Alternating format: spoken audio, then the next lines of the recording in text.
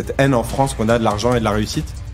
C'est quand même un sujet qui revient toujours et que les Américains... Et de nous-mêmes, tant qu'à faire. On a les trois, je trouve, nous. Voilà. Est-ce qu'un jour on verra un bracelet, un event free roll au WSOP? À chaque fois, une semaine avant au main event, on a 0 inscrit. Enfin, je pars du principe, ça fait toujours du bien pour le poker. Même par exemple un bad buzz, ça fait du bien. En fait, t'as ce côté excitant où tu te dis, je peux avoir de l'ambition, je peux réussir, je peux essayer les choses. Alors qu'en France, t'as l'impression que tu vas jamais y arriver en fait. C'est le fameux sujet de à chaque fois qu'on a sorti quelque chose de nouveau ou qu'on a changé quelque chose, c'était mieux avant. On s'est fait chier dessus.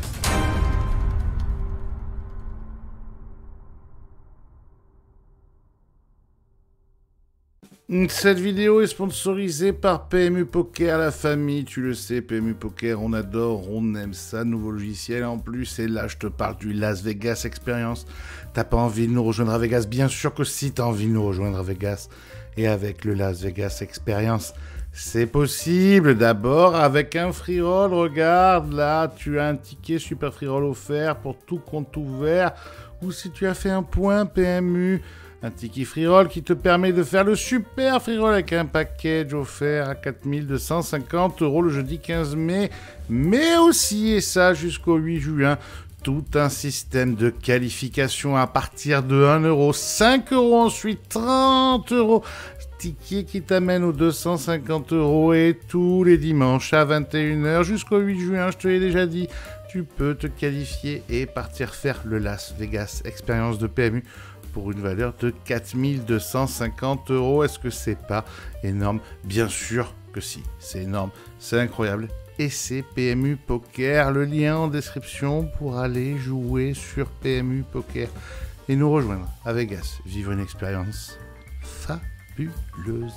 Bonjour à tous, bonjour à toutes les amis, c'est Loïc, ravi de vous accueillir dans un nouvel épisode de No Bluff. No Bluff, c'est quoi? C'est pas vraiment un débat, c'est pas vraiment un délit d'opinion, c'est pas vraiment une enflammade, non, c'est des gens qui s'aiment et discutent ensemble de la vie, du poker, du business et peut-être même d'un peu plus. Aujourd'hui, à tout seigneur, tout honneur, quand on reçoit le boss, on le présente en premier. Sa seigneurie, la légende, l'homme au-dessus des hommes, Monsieur Grégory Chauchon. Salut mon Greg. Salut Loïc, salut Jonathan. Elle est bien la présentation. C'est sympa, mais je croyais que tu parlais de Jonathan en fait. Non, ça aurait pu, mais non. Mais on a aussi le plaisir de recevoir un homme qui change. Vous l'avez connu en tant que joueur de poker pro, ce qu'il est finalement toujours. Il est toujours champion du monde, ça c'est à vie, mais petit à petit, il a le business dans le sang. Et ça, on va en parler. Salut mon Joe. Salut Loïc, salut Greg. La dernière fois qu'on s'est vu tous les trois, les gars, on était au WSOP. C'est vrai. Oui. Et on était sur une belle table finale. C'était pas le même budget. C'était pas le même budget, c'était autre chose, c'était... Au cœur de l'événement. Tu es capable de nous dire combien ça coûte les WSOP en termes de budget? C'est-à-dire d'organisation? Ouais, l'organe, matos, de tout ça. Après, l'avantage qu'on a, c'est qu'on possède tout maintenant. Donc, en fait, une fois que tu as investi, tu rentabilises sur les années. Mais par exemple, on a 1 million de jetons, tu vois. Donc, un jeton, ça coûte plus d'1 $. Donc, ça fait le calcul. Ouais, déjà, pour commencer. Oui, puis après, mais tout le matos télé, tout ça. Ah, mais ça vous appartient, ça aussi? Non. Ça, on a un partenaire qui vient avec l'équipement. Heureusement, d'ailleurs, parce que ça coûte très cher la production. Millions, ouais, plusieurs millions, la production. Bon, les amis, aujourd'hui, on parle de nous un peu. On parle de nos vies, on parle de poker, je disais. On va quand même commencer par une actu, Greg, où on t'a pas trop entendu parler jusque-là. Il paraît que WSOP ont été rachetés. Tout à fait, ouais. La marque a été rachetée par le même groupe qui a le site online GG Poker. Ouais. Donc c'est quelque chose sur lequel on travaillait depuis, ça a mis au moins 2 ans. Ouais. Donc c'était vraiment stressant parce que jusqu'au bout, on avait l'impression de savoir si ça allait se faire ou pas. C'est comme un deal à 500 millions d'euros, donc... Ça peut ne pas se faire, pourquoi? Parce que c'est compliqué aux États-Unis que des boîtes rachètent d'autres boîtes, parce que... Oui, c'est compliqué, puis c'est du jeu, donc a priori, on se dit il y a quand même beaucoup d'implications juridiques. Okay. Et en fait, on a trouvé une bonne solution, c'est que c'est juste la marque qui a été vendue, la marque WSOP. Et donc, c'est comme ça qu'on a réussi à le faire. Mais c'est vrai que vendre une boîte aux États-Unis, moi, c'est pas mon cœur de métier d'acheter et de vendre des sociétés, mais on parle d'un 700 pages de documents, tu vois. Donc, c'est hyper lourd, hyper long, avec des avocats. Et c'était un gros chantier. Ouais. Ceux qui ont gagné de l'argent, c'est les avocats. Et c'est ce qu'on a dit. Et on se demandait même à un moment s'ils font pas exprès de laisser durer pour que... Et à mon avis, 2 semaines de plus, hein, voilà, c'est... Non, c'est la page 635 et 637, faut les refaire. Mais c'est plusieurs millions d'euros en avocat. Ah bah oui, je te crois, ouais. Ouais. Ça change quoi? Bah, ça change tout. Parce que nous, comment tu l'as ressenti, toi, là, moi, je trouvais que c'était une déflagration, là. C'était la news, quoi. Vraiment, c'était. Non, c'est vrai que la question que tout le monde se posait, c'est qu'est-ce que ça va changer pour l'événement? Et j'ai envie non, de mais dire... déjà, je sais pas si tu vois, mais dans l'inconscience, c'est Pepsi qui annonce qu'ils ont racheté Walt Disney, quoi. Un peu de ça, il y a un peu de ça. Mais c'était surtout... Non, pas Pepsi, je dis une connerie. Coca qui a racheté Disney, quoi. L'idée, c'était de dire que le groupe César il avait racheté en 2004 les World Series au groupe Binion, donc entre deux casinotiers. Et c'est vrai que c'était la logique, puisqu'à la base, les WSOP, c'est juste un événement de poker dans un casino. Mais c'est vrai que depuis 2004, le poker, ça a quand même beaucoup évolué. Ouais. On est loin de juste avoir juste un événement l'été. Et la marque est devenue très populaire. Maintenant, elle est valorisée à 500 millions d'euros. Et finalement, on se rendait compte qu'être dans un grand groupe comme César, ça nous capait, j'ai envie de dire, en termes de poker. On avait un plafond qu'on pouvait pas exploser parce que César, c'est pas leur idée d'aller se développer à l'international, d'investir dans du contenu. Voilà. Et c'est un casinotier qui fait du casino. Donc, l'avantage avec GG et le propriétaire, c'est que eux ont une vision de développer la marque et le poker. Donc, au lieu d'être dans un exercice de rentabilité chaque année où on essaye de gagner de l'argent, on est passé dans une ère où on va essayer de développer le jeu à travers le monde, à travers plein de moyens dont on va peut-être parler, mais de pas juste organiser un événement et de dire « Super, j'ai 100 joueurs de plus qui sont venus dans mon casino en été », c'est pas l'objectif. Voilà. GG Poker, c'est 70% de part de marché à la base? Il n'y a pas de chiffre officiel, puisque dans le mondial, c'est un peu compliqué, mais ouais, ils dominent largement le marché mondial. Et c'est arrivé très rapidement, puisqu'on parle depuis le Covid, en fait, qui a été une bascule pour eux. Et c'est vrai que le produit qu'ils proposent, c'est innovant. Et on espère, notamment grâce à l'appui technologique, justement pouvoir profiter de ça pour moderniser les World Series, puisque c'est la question que tout le monde se pose, quel impact ça va avoir. Je pense que le principal changement, ça va être technologique. C'est-à-dire que au lieu d'être dans un vieux groupe de casino, c'est pas péjoratif, mais dont la technologie, c'est pas le cœur de métier, on est dans une boîte maintenant dont c'est vraiment le cœur de métier, c'est que des développeurs. Il y a plus de 300 développeurs. Donc, typiquement, on doit solutionner tous nos problèmes par la technologie. Ouais. Mais ça veut dire que tu réfléchis, parce que je t'entendais parler de contenu, de médias et d'expérience client, je suppose aussi. Mais tu peux nous dire un peu sur quoi vous réfléchissez en ce moment ou pas? Ouais. T'as le droit de nous donner des pistes? Non, mais le contenu, c'est un très bon exemple. Au moment du boom du poker aux États-Unis, on était en prime time sur ESPN, tout le monde parlait du poker, on était sur toutes les télés dans le monde. Et puis, il y a eu un petit essoufflement, notamment avec ce qui s'est passé sur le online aux États-Unis. Et c'est vrai que nous, on a eu un partenariat aussi où il nous fallait trouver un moyen de financer la production puisqu'on était dans cet esprit de rentabilité. Et là, maintenant, c'est vrai qu'on est dans un état d'esprit où on se dit, c'est pas normal que les World Series on soit pas présents dans tous les pays du monde, que tous les gens n'aient pas accès à du contenu WSOP. Voilà, on sait que c'est comme ça qu'on fait, par exemple, le poker a existé en France. Patrick Bruel, Canal+, c'est comme ça que le poker a explosé en France. Donc ce modèle-là, je pense qu'il est viable aujourd'hui si on est capable de produire du contenu intéressant, moderne et qu'on puisse diffuser partout. Voilà. Donc ça demande un investissement au lieu de juste chercher de la rentabilité. Ouais.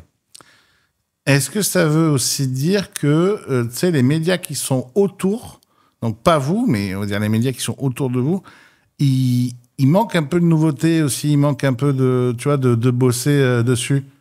C'est ça, c'est que ils sont pas eux, ils sont toujours dans cet esprit de rentabilité, donc ils vont pas nous faire de cadeaux comme ça pouvait être l'ouverture des marchés où t'as des annonceurs et où toutes les chaînes te disent vous êtes les bienvenus pour mettre du contenu poker. Non, il va falloir investir pour pouvoir avoir des spots et pour pouvoir être présent dans les grands médias. Et donc oui, ils sont en attente de quelque chose de plus moderne, clairement, et aussi d'investissement derrière. Ouais. Moi, je te dis ça parce que par exemple, je pense. Et ensuite, on va pouvoir parler avec toi de tout ça. Mais je me suis fait une remarque, tu vois, j'en parlais avec Maxime Taldir qui travaille chez Poker News. Et l'été dernier, justement, en allant au WSOP, ils ont, pour la première fois, je crois, ouvert leur Insta, qui a plutôt bien marché. Hein, ils font du bon contenu et tout, mais tu te dis, ouais, les mecs, Insta, ça a quoi, 7 ans, 8 ans, tu vois. Le site de référence, je pense, du poker en France, ça reste Club Poker. Les mecs, c'était un forum. Enfin, tu vois, à part 4chan, les forums, ça existe plus. D'ailleurs, ils ont lancé je crois qu'ils font un journal maintenant chaque semaine sur Instagram. Ouais, je crois oui, mais on se demande d'où ça vient. Ça, c'est lui qui l'a inventé l'été dernier, en fait. Ouais, c'était C'était fait différemment, mais oui, on a été avec Yoshi, on a commencé à bosser là-dessus l'année dernière. Ouais. Tu t'es dit merde, j'aurais dû déposer la marque. Non, du tout, parce que ça veut dire que ça marche. Si les gens le reprennent, ça veut dire que ça marche et que non, le but c'est toujours de créer des nouvelles choses. Et non, c'est pas au contraire. Moi, je vois toujours la concurrence, si on peut appeler ça comme ça, sainement, quoi. C'est-à-dire que tant mieux, ça fait un effet boule de neige, c'est-à-dire que ça marche et donc on va tester de nouvelles choses cet été. Attends, il reste vague, mais on va se dire des choses. Bon alors. Monjo, justement, et je rebondis un peu sur ça, parce que ça, c'est un débat qu'on a, toi et moi, en interne, en ami, quand on parle de ça. T'as remarqué depuis longtemps un peu ce manque, on va dire, d'originalité, d'investissement, de moyens dans les médias. T'es très proche de quelqu'un qui s'appelle Yoshi, qu'on embrasse, qui était un ancien streamer, qui maintenant est dans le poker, des réseaux sociaux costauds, chaîne YouTube costaud. Vous avez commencé à fournir du contenu, vous, pour rigoler un peu au début. Ouais, c'était plus pour rigoler. Pour la marade. Ouais. L'été dernier, je rencontre à Vegas. Là, c'est plus serious business. Serious business au sens, il est là tous les jours. Il en met, il poste, il riposte, il crée du contenu. Il crée vos vidéos sur... c'était quoi, chaque semaine sur le... C'est ça, alors il y avait un récap des Bleus. Ouais, le récap des Bleus. Toutes les semaines. Et c'était du contenu un peu aléatoire, mais l'idée, c'était vraiment de créer de l'émotion. Vraiment d'aller à la rencontre des gens, etc. Et c'est ce qui a plu, je pense, l'année dernière, c'est ce côté où on a mis la communauté française en avant de manière un peu spontanée. Je pense que c'est ce qui manque dans le poker. Et vous êtes allé jusqu'au championnat de France même de Texas Poker avec Apo jusque là-bas. Ça commençait à discuter, commençait à y avoir des gens, on peut le dire. Il y allait voir Yoshi qui était intéressé par l'idée. Toi, t'as temporisé.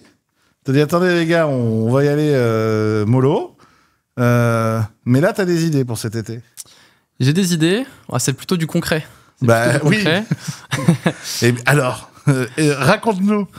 J'ai teasé un tout petit peu grec quand même avant. Hein. J'ai tenu. Raconte un peu ce que tu veux faire. Parce que grosses ambitions, on va être clair. Ouais, clairement. Alors, en fait, donc, par rapport à l'année dernière, donc on a discuté avec Yoshi. L'idée, c'est de faire un truc un peu fun, etc., etc. Puis on s'est rendu compte au bout d'un moment que il fallait rendre le truc un peu plus professionnel et on pouvait vraiment faire quelque chose parce qu'il y avait vraiment une demande. C'est-à-dire qu'il y a une demande et des problématiques. Donc il y avait deux problématiques, c'est qu'en tant que joueur, le seul moyen de nous informer, c'était sur Poker News, avec des mains qui étaient racontées de manière originale.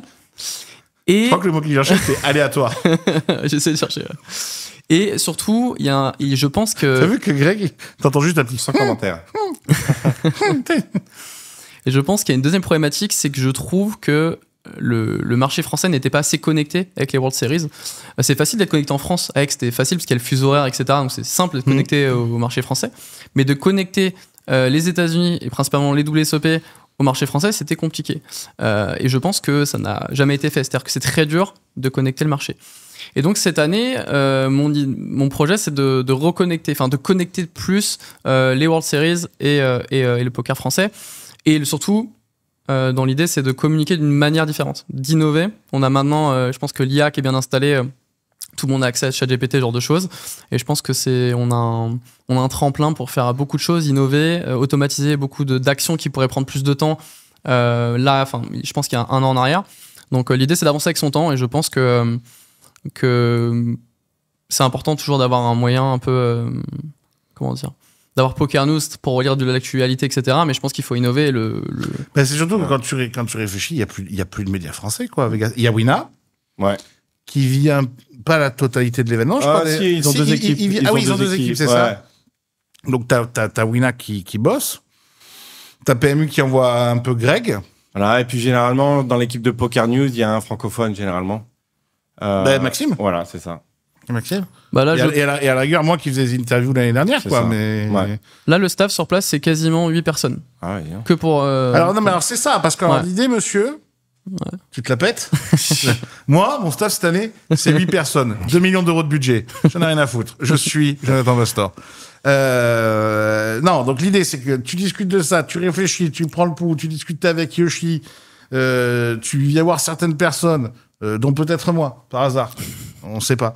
Des photographes, des vidéastes en mode... donc, tu montes une équipe et en fait, tu montes ton propre média. Ouais, c'est ça. Raconte. Ça s'appelle comment? Ça vient d'où? Ça part d'où? Qu'est-ce qu'on fait? Où est-ce qu'on va? Qu'est-ce qu'on fait, comme dirait le philosophe? Le média, donc, qui s'appelle Mediacards. C'est donc. C'est comme Mediapart, mais avec moins de scandales. Ça fait peur. C'est ça. Si tu peux éviter les scandales des World Series, c'est Pas de marrant. souci. Donc le média s'appelle Mediacards. On va communiquer via Instagram et via YouTube. Donc c'est vraiment deux canaux un peu différents. Donc on a racheté 2 chaînes, donc une chaîne Instagram, une chaîne YouTube, qui vont connecter donc 300 000 personnes au total cumulé entre les 2 chaînes. Donc non, mais là déjà, entre guillemets, le truc de fou de base, c'est que t'as aucun réseau social français qui a autant. En Indé, je parle. Il y a peut-être Wina qui doit avoir, puis c'est tout, quoi. Ouais, c'est possible. Je pense que Poker News Monde a peut-être le plus. Oui, non, mais France, t'as quoi? Non, en France, non, je pense pas. T'as personne? Ouais. C'est quoi? C'est 100K déjà sur Insta? Je sais pas. Si, je crois que c'est 100K sur Insta. 100K sur Insta, personne à 100K. Si, Yo Viral. Ça fait 1. Ouais. Et il est DJ. Donc, si tu veux. Ouais. Pas... je pense qu'il s'est bien reconverti, on va dire. Ouais. Non, mais en tout cas, voilà, on a 150, donc les 2 médias cumulés, on a 300 000, ça va faire 300 000 abonnés à peu près. Et c'est des chaînes de gaming. Et je pense que ce qui se rapproche le plus du poker actuellement, c'est le monde du gaming. Ouais, ça c'est sûr. Donc on va communiquer. Alors donc on a une équipe sur place. Tout va être optimisé. Et donc l'idée, c'est vraiment comme je dis, la problématique qu'on rencontre en tant que joueur, mais aussi qu'en tant que suiveur. Les personnes qui sont en France, ils ont du mal à suivre l'actualité en temps direct des WSOP. Et donc cet été, ma problématique, c'est d'y répondre et donc du coup d'être complètement présent en temps réel, notamment pour poster les mains sur les réseaux. Donc je pense qu'on peut utiliser Instagram maintenant pour communiquer des mains. Donc il y a tout un modèle qui est réfléchi pour qu'on communique de manière plus précise les mains, de manière plus connecter plus les gens. Donc ça veut dire aussi faire passer de l'émotion au travers des vidéos. Enfin c'est tout un programme qui est fait pour qu'on arrive à retranscrire au mieux l'émotion et de connecter de plus en plus de joueurs. Et je pense que c'est aussi donc c'est connecter aussi les passionnés et les joueurs de poker qui peuvent pas venir à Vegas, mais c'est également potentiellement attirer des nouveaux joueurs. Parce que si on arrive à réfléchir à une nouvelle méthode de communication, on peut potentiellement, grâce à l'émotion et ce genre de choses, et des nouveaux projets, attirer des nouveaux joueurs dans le poker. Donc je pense que ça peut être bénéfique autant pour l'industrie que pour les joueurs pros, ce genre de choses, pour se mettre en avant ou plein de choses, quoi. Intéressant. Tu sens que le mec, il est plus joueur. C'est fini, là. C'est fini. Là, on attaque un autre Il a basculé. J'ai un programme, quand même, cet été. Ouais. Je vais gagner un bracelet. Oui. J'ai un programme, je joue 5 tournois dans le main. Allez, salut. Donc, beaucoup d'Insta, quelques émissions qu'on va produire sur YouTube. Exactement, donc du contenu podcast, mais surtout des contenus journaliers sur des blogs. Donc, il y aura un blog par jour, vraiment sur la vie au WSOP. C'est vraiment journalier. L'idée, c'est vraiment de connecter. On pense aux gens qui viennent recruter. Bon courage, les gars. Bon courage. Vous n'étiez pas au courant, maintenant vous l'êtes. Donc, ouais, ça va être un contenu vraiment daily et on va faire beaucoup de podcasts aussi, je pense. Et, ouais, ça va être. L'idée, c'est vraiment de recueillir beaucoup d'émotions. Vraiment diffuser au mieux les mains vraiment et connecter les gens, quoi. C'est vraiment comme je t'ai dit la problématique sur laquelle on va s'attarder. Tu vois, c'est rigolo, je trouve que quand il m'a parlé de ça la première, parce que moi on va être franc, moi je dis ok, tu veux faire ça, mais tu sais combien ça coûte? Il m'a dit ouais. J'ai dit, puis tu es au courant que tu gagneras pas d'argent là? Il m'a dit oui. J'ai dit ok, bon déjà au moins c'est réaliste. Mais je trouve que ça correspond beaucoup à ce qui manque, quoi, comme idée. Pour ça que quand tu m'as parlé... Sauf qu'on en revient au nerf de la guerre, c'est qu'il faut être capable d'investir. Ouais. Et qu'aujourd'hui, plus personne ne le fait. Donc forcément, il a raison. Pour faire ça, il faut investir. Oui, mais tu vois, c'est ça qui est fou, c'est que tu regardes... On en revient sur GG. Ouais. GG, pourquoi ils gagnent? Parce qu'ils ont investi des tonnes. Ah ça, oui. Non, mais moi, je trouve que c'est fou, là, d'un point de vue plus industriel, que personne n'ait compris ça. Je vois souvent... Donc, bon, tu sais que je conseille les gens, etc., donc, où je conseille les marques, où je conseille des joueurs, mais le nombre de petites marques, entre guillemets, qui viennent me voir, qui me disent « Ouais, mais moi, je vends... oh, tiens, un cheveu. » Ce n'est pas le mien.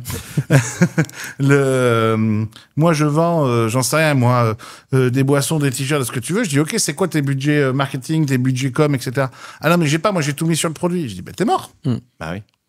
Et les mecs, je dis « Il faut investir des tonnes. » Je pense que les gens vont un peu à l'envers, c'est-à-dire qu'il faut quand même résoudre une problématique. C'est-à-dire qu'à partir du moment où tu résous une problématique et que potentiellement des gens peuvent être intéressés par ça, c'est là où tu développes ton produit qui est lié à cette problématique-là. Mais je pense que les gens font un peu à l'émotion. On a envie de développer une marque parce qu'une marque, je ne sais quoi, de boisson ou autre, parce que c'est drôle, parce que ça me plaît, etc. Et on le fait en général pour nos besoins à nous et pas forcément pour ce qu'a besoin l'écosystème. Et je pense que c'est... Et puis il faut pouvoir en parler. Ouais. Faut accepter. Pour gagner, il faut accepter de perdre beaucoup avant aussi, quoi, à un moment donné. C'est rare les produits qui se lancent et qui matchent tout de suite, quoi. Après, avec les nouvelles technologies, notamment l'IA, on peut quand même faire là, par exemple, je vois par rapport aux médias, on peut vraiment simplifier les coûts, enfin, on peut réduire les coûts. Oui, tu peux réduire. Accélérer, enfin, c'est vraiment, si on s'intéresse vraiment, on peut se rendre compte qu'on peut optimiser chaque branche et que ça peut aller beaucoup plus vite et coûter beaucoup moins cher. surtout. Ouais, enfin après, si on parle du budget que ça coûte. Oui. Bon. C'est plus cher à Las Vegas que en région parisienne, oui. Bah, c'est-à-dire que déjà, quand il faut amener 8 personnes et prendre un billet d'avion, tout de suite, c'est une larme, quoi. Et je peux te dire que la villa, quand tout le monde a dit, il y aura une piscine. Par contre, c'est plus facile de les convaincre. C'est ça. Potentiellement, ils viennent plus facilement. Ouais. Potentiellement, ils viennent plus facilement. Donc, t'as quoi? Des vidéastes, des photographes, des monteurs et quelqu'un qui va faire des interviews aussi. Quelqu'un qui va faire des interviews. Ouais, du micro-trottoir, genre de choses. Ok. Réaction à chaud. Un animateur de grand talent. Oui. Un deuxième peut-être même d'ailleurs. C'est possible. Ouais. Un deuxième. Ouais, c'est possible. Ouais. Qui vient de plus au sud vers l'est. Oui. C'est vrai. Vous voyez. Toi aussi, tu vas apparaître un peu quand même. Oui, un petit peu. Greg, tu veux venir dans les émissions? Avec plaisir. Moi, je trouve que c'est bien. Je trouve que c'est fou. Quand il m'a parlé de ça, moi, je lui ai dit, mais je suis carrément chaud de te suivre, quoi. Je trouve que c'est dingue que personne investisse. Encore une fois, je reprends l'exemple de Poker News et de l'été dernier Instagram. C'est super hein, ce qu'ils font. Moi, j'adore ce que fait Maxime. Gaël aussi, je trouve qu'il se débrouille bien. Mais ce qui est fou, c'est que je me dis, mais pourquoi, par exemple, Poker News Monde, mais pas de l'argent en disant Poker News France, ok, vous allez faire votre Instagram, mais vous allez le faire vraiment bien, on va mettre quelqu'un dessus, on va... Au-delà de l'Instagram, on leur avait dit plusieurs fois que le produit qui leur manque, c'est, entre guillemets, de filtrer le contenu pour, par exemple, que ça soit que pour les Français, tu vois. Il n'y a même pas cette option-là, vraiment, et ils en ont fait une, mais tu vois, par exemple, qu'il y a un coverage que tu puisses faire en français qui concerne que les joueurs français au World Series, tu vois. Pour eux, finalement, c'est que, comme tu dis, avec de l'IA, c'est pas très compliqué de filtrer et d'avoir finalement une version française. Tu vois, mais même ça n'existe pas en fait. Donc les joueurs français, quand tu cherches des news sur un joueur français, bah c'est vrai qu'il n'y a pas. C'est compliqué. C'est Winamax quoi. Ouais, encore c'est de l'information mais voilà, partielle quoi. C'est ça. C'est les mains, c'est tout est partiel et en fait c'est compliqué après. Je pense que il y a un an en arrière, on n'avait pas la technologie pour optimiser plein de choses. Je pense que maintenant on peut le faire. Et la question c'est est-ce qu'ils vont le prendre ou pas? Est-ce qu'ils vont prendre ce pas? Nous en tout cas on a prévu de le faire. On a aussi, tu sais, on a utilisé au Bahamas WSOP+, c'est notre nouvelle appli. Et en fait dedans justement on a... Ça a l'air méchant ça. Non, c'est méchant parce que ça va offrir les outils justement pour ce qu'il veut faire. C'est-à-dire que tout le monde aura accès en temps réel à toutes les tables, à tous les chip counts, à tous les joueurs qui sont à quelle place. Et donc, si tu veux, ça te permet, si t'es un média ou tu vois, ou même un fan, tu peux aller dans l'appli et consulter tout ce qui se passe en fait. Et c'est vrai que c'est quelque chose qui n'existe pas aujourd'hui. Non. Y a pas. Si tu veux voir juste, je veux voir mon ami à quelle table il est, à côté de qui il est. En temps réel, ça n'existe pas. Ou le chip count en temps réel d'un jour 1, non. C'est toujours des chip counts partiels, tu vois. Là. WSOP+, il y a un iPad à chaque table et à chaque break, tous les dealers mettent à jour le chip count de toute la table. Donc ça veut dire que t'as même un jour 1 d'un tournoi où il y a 5000 joueurs, bah au break, t'as le tu sais vrai. combien ton pote il a. Voilà. C'est basique, mais non, mais ça change penser. Ouais. Ça change tout. Et puis même pour l'expérience, quand on échangeait, mais c'est vrai que le joueur, là, le Club Poker essaie de le faire souvent en France, mais forcément, de toute façon, ils sont pas à Vegas. Mais le joueur français qui connaît personne, qui est un peu inconnu, mais qui a envie de se faire avoir sa photo, sa petite news, ou qui est à table de quelqu'un, il peut pas à Vegas, il est mort. Bah là, justement, entre autres, puisque Joe, il amène du monde, bah il suffit que le gars, il écrive sur l'Insta, tu vois, de Mediacards, bah moi je suis telle table, ça vous dit, j'ai une histoire à raconter ou j'ai un truc de... Même à l'inverse, avec WSOP+, il peut aller chercher les Français dans l'appli en fait. Parce que tu vois le drapeau et tu peux dire, mais c'est qui cette personne-là? Pour le coup, tu l'aurais jamais trouvé. Ouais, c'est vrai. Et là, tu vois, il a le drapeau français, tu peux aller à la table et dire, mais t'es qui? Tu viens d'où? Ça va nous faciliter grandement la tâche cet été. Tu peux faire l'inverse en fait. Ça résout la problématique d'être connecté en fait. C'est vraiment connecter les gens et ça passe, cette démarche, elle passe entre autres pour vraiment la connecter la France principalement aux États-Unis. Est-ce que c'est obligatoire pour que le poker progresse, ce genre d'initiative? Le contenu?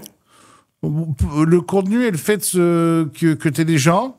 Alors, toi, avec forcément WSOP, GG derrière, etc., ou Joe qui décide de devenir entrepreneur et donc de créer ça, mais des initiatives, on va dire, personnelles pour faire progresser le poker. Moi, j'ai l'impression que c'est obligatoire parce que j'ai l'impression qu'à un moment donné, on s'est trop endormi. Ouais. Tu vois ce que je veux dire? C'est-à-dire que soit t'attends des acteurs, comme on le disait, comme GG, qui sont prêts à investir, mais il y en a quasiment plus. Parce qu'ils ont presque tous abandonné l'investissement dans le poker pour soit le pari sportif, le casino ou d'autres. Si, Wina pour le coup. Wina, c'est l'exception. Mais au point de vue mondial, je parle. Il y en a très peu qui investissent dans le contenu. Ou alors, comme tu dis. PokerStar, c'est mort. Non, mais c'est En termes de contenu, oui. Ah, c'est même affligeant, quoi, entre guillemets. Bah, surtout en France. Mais oui, et soit tu as des personnes qui prennent des initiatives personnelles. Et effectivement, là, c'est beaucoup plus risqué, en fait. Donc, on en revient à la notion de risque, finalement, et d'être... mais c'est très... un risque calculé, c'est comme au poker. Mais je veux dire, il faut oser. C'est comme un entrepreneur, quoi. Alors, c'est quand tu t'es réveillé pour être entrepreneur, toi? Ça fait un peu plus d'un an quand même que j'ai développé d'autres activités que le poker. Ça m'a pris un an et demi. Ouais. Et bon, j'ai quand même continué à jouer, à me faire coacher. C'était assez important pour moi parce que je voulais pas stopper complètement. Et voilà, je voulais. Oui, tu sors d'une table finale, hein, je veux dire, la vie va bien quand même. Hein, non, et l'idée c'était vraiment de pouvoir. J'ai toujours eu cette volonté, mais sans prendre le temps de. Et ça fait vraiment un an et demi où je pense que ça y est, maintenant tout commence à se mettre en place et donc j'ai un peu moins joué l'année dernière. Ouais. Oui, t'as commencé à voir les acteurs, à discuter. Ouais, surtout j'ai moins joué online, mais du coup ça m'a pris du temps pour tout développer. Et ça y est, maintenant je me suis diversifié dans plusieurs branches et voilà. Donc le dernier projet en cours c'est Mediacards. Et ça veut dire quoi? Ça veut dire que dans 1 an, 2 ans, 3 ans, on ferme la boutique du joueur pour être du joueur pro, j'entends, parce que joueur, je pense que tu es toute ta vie, mais du joueur pro pour être l'entrepreneur poker? Dans 3 ans, on verra, ça va dépendre de beaucoup de choses, de mes envies, de plein de choses, mais oui, en effet, c'est possiblement une passerelle, ouais. Bon, qu'est-ce qui va bien en ce moment dans le poker? Qu'est-ce qui va bien? Bah, les tournois live fonctionnent bien, j'ai l'impression. Ouais. Même si là, au moment où on se parle, je sais pas quand l'émission sortira, mais on est début avril. Ouais. Là, je vous parle du calendrier juste français et autour, parce qu'on en parlait tout à l'heure, toi et moi. C'est n'importe quoi. C'est-à-dire que là, il y a un moment donné, c'est obligé, ça va craquer. On a le WIPT. J'ai pas vu les chiffres, mais a priori, tout est plein. Je vois que des photos où tout est plein. Suivi de ce tournoi fabuleux et incroyable, mais du coup, c'est vrai que je fasse sa promo, ça se trouve, c'est dans 2 mois qu'ils font ça. Mais ce succès qui a été incroyable, plus de 6000 joueurs sur le main. Et la victoire de Jonathan Rafter. Alors qu'il était là à la base pour signer des contrats, enfin bref, fou, pour 2 millions, c'est de la folie, des WSOPC à Aix-en-Provence aussi. T'as DSO à Pornic. DSO, ça reste une marque forte pour le territoire français. Namur, avec tout ce qu'ils font en Belgique. L'Irlande, qui font je sais plus quoi, la Mamounie, non pas la Mamounie, l'autre. Saadi, pardon, qui fait Marrakech Poker Open en même temps, là, qui démarre ce week-end. Ouais. T'as tous les TPS 250 d'Apo en même temps. T'as le Florida, en fait, t'as tous, c'est une dinguerie le nombre de tournois qu'il y a. Et pour l'instant, j'ai l'impression que ça tient. Il y a la demande, et j'ai l'impression que c'est aussi, ça se localise beaucoup. C'est-à-dire que, et moi je me le rends compte avec le circuit qui à la base a un produit, qui était de dire on va dans des régions, dans des territoires pour faire venir un peu de monde autour. Et en fait c'est très local en fait. Et les chiffres sont très bons, mais c'est très local. C'est-à-dire qu'on avait un tournoi à Amsterdam, on a un tournoi à Aix. J'ai l'impression que 80 ou 90% c'est des gens qui sont pas très loin, on va dire à distance de voiture ou tu vois ce que je veux dire. Ouais. Donc ça veut dire qu'il y a beaucoup de joueurs qui jouent maintenant en live. Et qu'il n'y a plus besoin de se déplacer comme avant, c'était à Caravane Tour. Tu parlais des tournois d'Apo, il y a des tournois partout en France. Donc finalement, en faisant ça, tu te rends compte qu'il y a des joueurs partout en fait.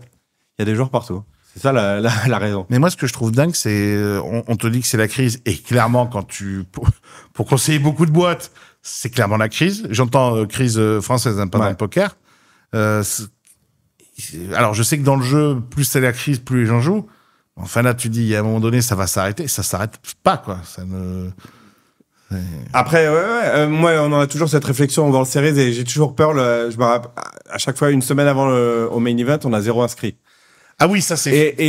Non mais tu la connais cette histoire. Et je me réveille des matins, je me dis, mais il y a vraiment des gens qui vont arriver au dernier moment avec $10 000 à mettre dans un tournoi. C'est quand même une somme énorme, tu vois. Alors oui, c'est moins d'argent qu'il y a 25 ans, ok. Mais $10 000, c'est quand même une sacrée somme. Et je me dis toujours, il y a des gens qui vont arriver qu'on connaît pas, puis tiens, ils vont dire, je vais mettre 10 000 tournois. Pour ce tournoi, parce que ça me paraît bien.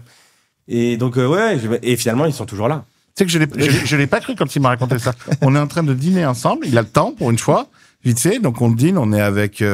Modéré, ouais. Le dîner.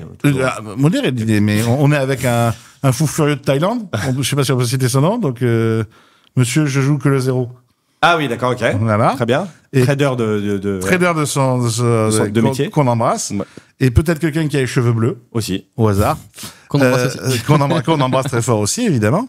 Et je lui dis, t'as combien de préinscrits? Et il me dit, jour 1, 0, B0, C0 et D200. Et je lui dis, et donc on est tous les trois, tous les quatre. Et notre ami trader dit, t'es con, je regarde, je suis Greg et tout. Il fait, non, il fait, les gars, 0. C'est pour ça que quand les gens nous disent, c'est quoi les prédictions? Il dit, non, 0, il dit, c'est un peu dur. Voilà. Donc on savait qu'il y avait des qualifiés online, mais vraiment, les gens s'inscrivent au dernier moment. C'est un phénomène, voilà. Alors, est-ce que c'est, ils utilisent l'argent pour autre chose, ils se disent jusqu'au dernier moment, est-ce que je vais jouer? Je pense qu'il y a un petit peu de superstition. Je pense qu'il y a des facilités à s'inscrire au tout. Donc, si c'était vraiment compliqué, c'est possible de s'inscrire un peu en avance. Ça veut dire aussi que c'est facile pour s'inscrire. Mais tu sais que je rigole, mais en 2006, on est tombé sur les chiffres l'autre jour et je regarde ABCD et il y avait le même nombre de joueurs à chaque jour. Je dis, comment c'est possible? Et en fait, en 2006, tu pouvais pas choisir ton jour. Donc en fait, tu t'inscrivais avant et on te disait, toi, tu vas jouer le A, le B, le C ou le D. Ah, on te dit, tu choisissais même pas ton jour? Non. Oh la vache. Et en fait, il n'y avait pas de lettre règle, donc il fallait s'inscrire avant et on te disait quel jour tu allais jouer. Et donc au moment du D1A, c'était fini les inscriptions. Oh là là. C'est une autre époque, hein. Mais c'est pour ça il y avait le même nombre de joueurs, donc c'était vraiment le hasard là. On avait combien de joueurs à l'époque sur un... Le 2006 c'était le record, donc c'était les fameux 8000 et quelques et la victoire de Jamie Gold. T'as bien explosé depuis. On a explosé depuis, on est passé à 10 000, ouais. Mais déjà, donc c'était déjà 8000 joueurs, c'était énorme, 2006. Il y a un moment où tu penses qu'il y a un gap ou pas? Pardon, pas un gap, un plafond. Ça se calcule, ça, ou pas? Ouais, je pense qu'on y est déjà. C'est-à-dire que je pense pas qu'il y ait un joueur dans le monde ou quelqu'un qui aime le poker, qui a les moyens de jouer le main event, qui ne le joue pas, en fait. Les gens qui ne le jouent pas, c'est soit qu'ils ont ils ont pas le temps, soit que le budget, soit des problèmes de visa, quoi. Il y a des problématiques matérielles, mais je pense pas qu'il y ait un joueur dans le monde qui ne joue pas le main event, alors qu'il peut le faire. Alors qui pourrait le faire. Ouais. Donc, en termes de joueurs actifs, non. Ce qui nous manque, effectivement, c'est les joueurs qualifiés. Tu pourrais qualifier 10 000 joueurs, en fait, si tu réfléchis bien. Des joueurs qui, eux, ne s'inscriveront jamais. Donc, c'est vraiment des joueurs supplémentaires. Et puis, la deuxième chose, c'est de créer, de développer le jeu pour avoir des nouveaux joueurs dans des nouveaux pays. Mais là, on parle de éduquer des joueurs au poker.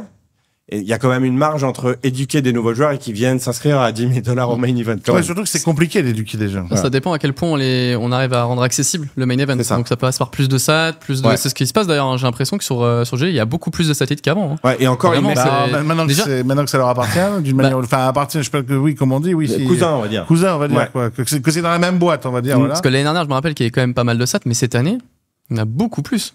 Donc beaucoup plus de qualifiés et sachant qu'en plus il y en a aussi une tonne, les gens qui sont jamais venus à Vegas s'en rendent pas compte, mais il y en a une tonne en live. Ouais. Et en France il y en a sur Winamax aussi, donc c'est vrai qu'il y en a. Et c'est vrai qu'il y en a sur Winamax en France, bien sûr.